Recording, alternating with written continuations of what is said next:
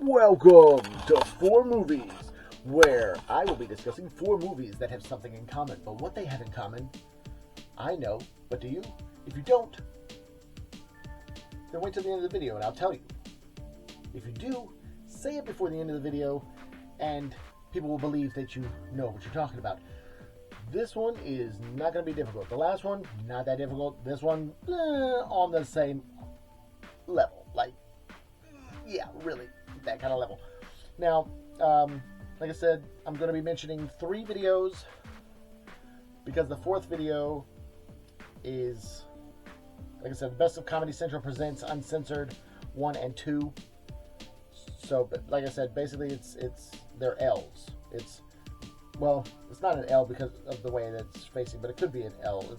More whatever the crap it is. Okay, it's a tile off of Tetris. Look, it's basically there's 2 pages with 4 movies on. So 1, 2, 3, 4, 5, 6, 7, 8. Okay, these 2 movies are the Comedy Central movies, and then if you watched yesterday's video, which one's moving? these three movies have something in common, and these 3 movies have something in common. So if you want to know what these 3 movies have in common, watch the video that I posted yesterday. If you want to know what these 3 movies have in common, watch right now, because here we go. Okay? Whew, I hope that was not confusing. And if it's not confusing enough, wait till we get it done. First movie, boom, The Matrix. Bam. That's right, The Matrix. A fun movie if you haven't seen it. Definitely, like I said, groundbreaking. Once they did that bullet time thing, and they had, like I said, innovative. They had no idea how in the world they were going to do that, but they were going to put a rocket on a camera on a track and do it like that, and then they figured out how to do a more readily applicable way so that it was easily replicated, and they didn't go through munitions or blow up a camera for that matter. And so just phenomenal storytelling, well done, hero storyline to a T, and people just like the story. I'm going to tell you right now, yeah. And like I said, there's also a thing that they do, which is this constant thing of making the camera disappear. Like, they want you to be in the movie, and one of the ways that they do that is they make the camera invisible. There's a lot of stuff of like, look in this mirror. Oh, well, there should be a camera here, but there's not a camera. You're looking. Ooh. Because see, like, if you look into a mirrored image, you'd see the camera, but there's a lot of stuff in the movie where you're looking into a mirror and you don't see it because of the special effect, and it adds to the thing of like you're in it. It's like, it's one of those, The Matrix has you.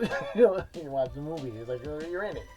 And so that's a well played way of doing it. Like I said, the Wachowskis directed this and wrote it before they were given reign to direct this movie, because it was so big.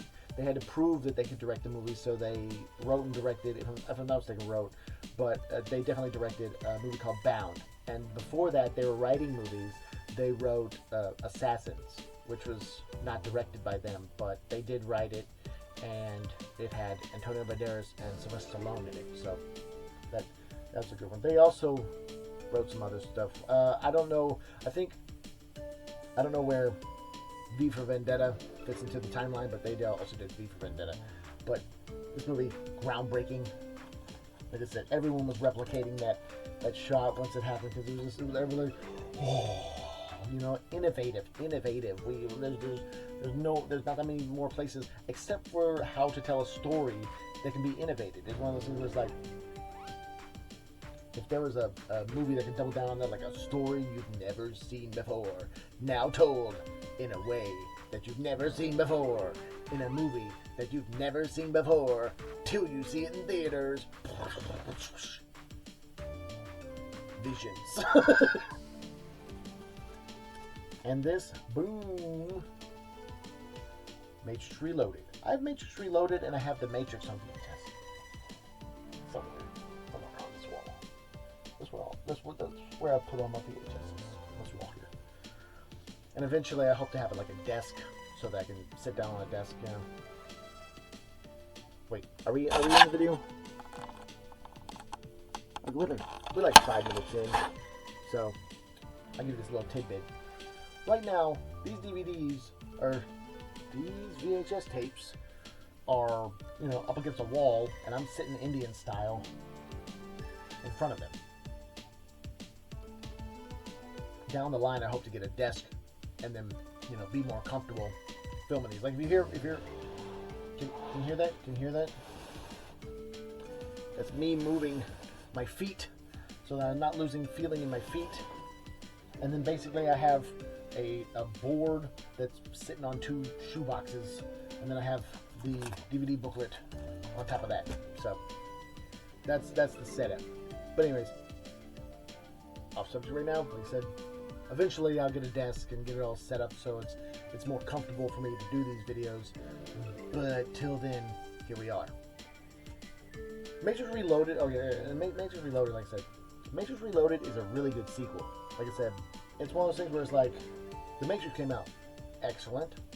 Matrix Reloaded came out. Matrix Reloaded was everywhere. Like you said, it was easy to watch Matrix Reloaded. Like it was like all over the place. And like I said, I feel as if I watch Matrix Reloaded way more times than I watch The Matrix, just because of how many times it was on there.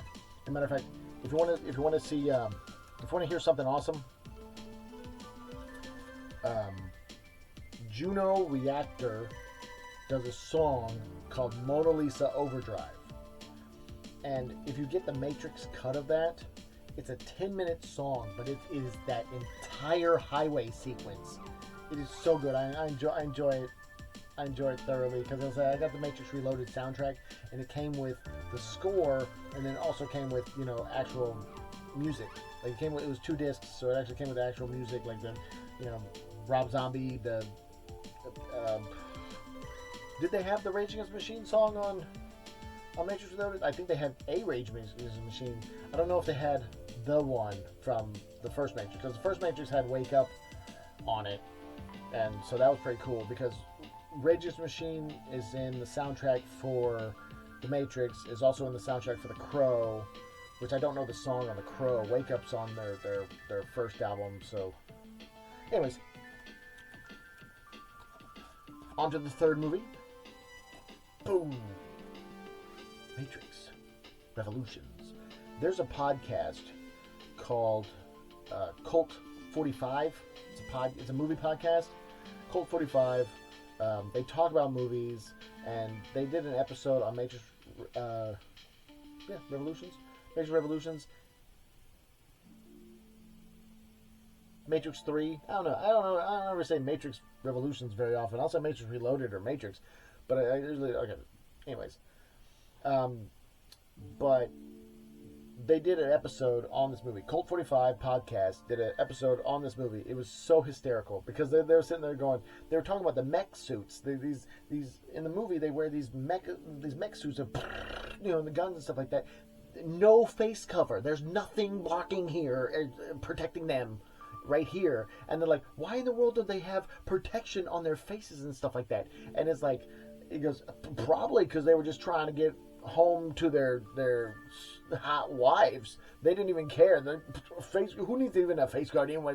I gotta get home to my hot wife. They gotta go to a cave rave real quick. Yeah, and can't be bothered with building suits with front facing, you know, protection. They're cool, right? And then, like, them saying that, like, it's one of those things, like, I didn't even think about it, but, like, that's just so funny. Like I said, if you haven't seen, if you haven't heard, if you like podcast, if you like movie podcasts and stuff like that, Cult 45 is really fun. Like I said, check them out. And if you don't know what these movies have in common, all these movies take place in the future.